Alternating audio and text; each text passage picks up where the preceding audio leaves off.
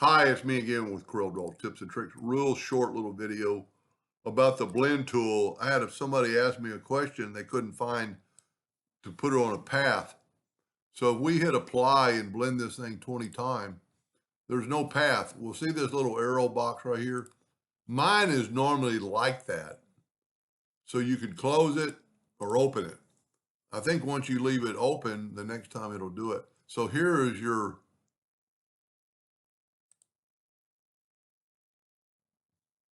new path.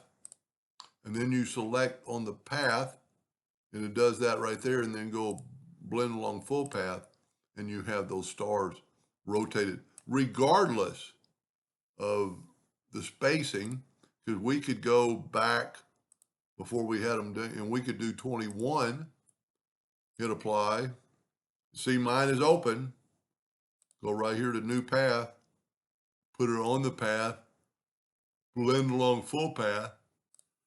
So now you have 21 stars. Now with the blend tool, to get rid of that path, you have to select it all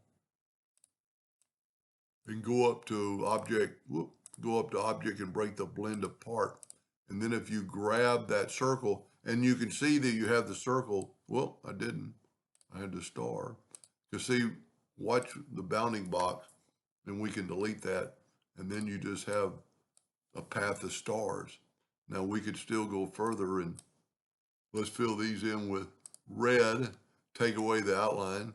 Let's go ahead and go to object group and group them. And then we could use the interactive fill tool and go across and put yellow here. And then it really shows up when you put a black box around it, like you print it. I always do this to kind of show you what it looked like on a black or, um, dark blue t-shirt. So anyway, that arrow right there is the key.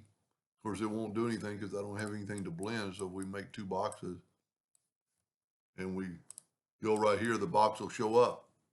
But you have to hit apply. And now, so I had mine open, but if yours is, there's nothing there, but it's this down arrow key, blend along full path, or blend along path, new path.